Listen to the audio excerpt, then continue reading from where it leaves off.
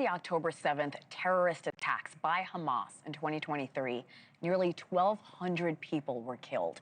251 were taken hostage.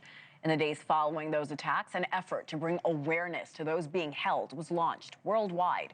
Posters with the faces, names, ages of each hostage were created. Across the top, the word kidnapped, plastered throughout New York City and other major areas, both here and abroad.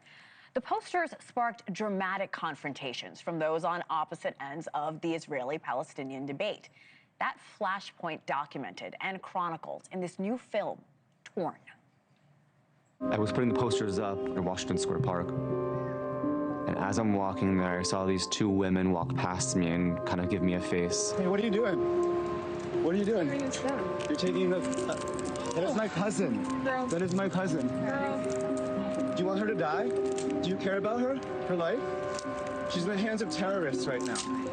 Seeing it in live, in real time, it's a feeling that I can't really describe, an anger that I've never even felt before in my life against another human being.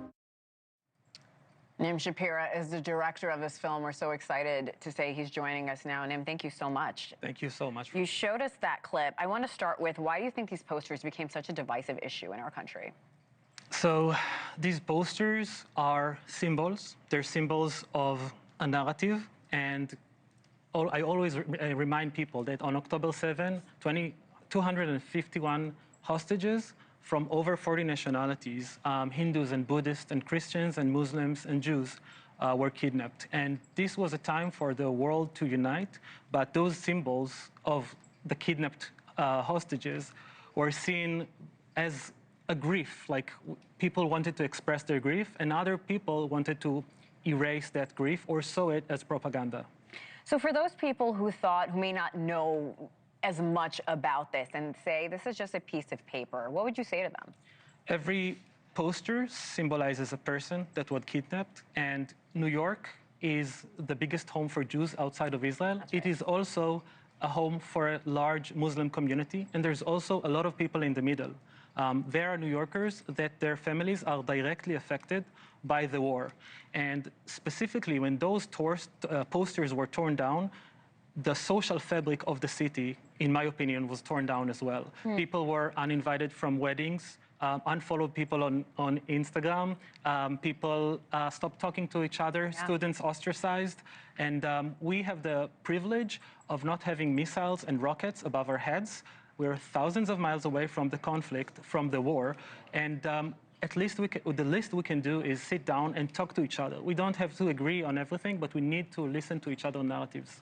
You began this documentary right after October 7th, right after the 251 people were taken hostage.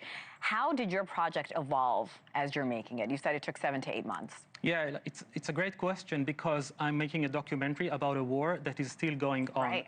There are tens of thousands of innocent Palestinians that have been killed. There are thousands of Israelis that have been killed. There are still 48 hostages held captive in Gaza. It's been 700 days this week. I can't believe it. And New York is my home, Israel is my home, and you know, it's how can we accept that multiple things can be true at the same time? What I wanted to do with the film is mostly ask questions, mostly provoke people's minds. When people see the film and say, I agreed with this, but I didn't agree with this, I say, great, I did my job. Like, that's exactly what I wanted to do. And I want to remind people that people are not their governments, and between the river and the sea, there's two peoples, there's enough space, and no one is going anywhere. Especially when you think about the similarities between the two religions. The artists who created the posters, you talk to them in your film, and they first thought when they made these posters, this really isn't going to accomplish anything. What happened, or what are they thinking as they saw it become not only a divisive issue, but it brought a lot of people together as well? So that's a very important question, because we are, again, 100 weekends after the war, and the war is still not over. So did the poster really matter? The posters did reach decision makers. It did reach the Pope. It did reach Prime Minister and presidents. We need brave leaders to act. But exactly what you said, like, it built communities. People made new friendships because people felt very much alone. And even for me, when seeing a poster on the street of New York, it felt like someone is seeing me, someone is seeing my pain. I could have been hostage as well 2 years ago. You know, it's so important. Thank you for watching. Subscribe below and download our NewsNation app right now on your phone, and you will get fact-based, unbiased news for all Americans.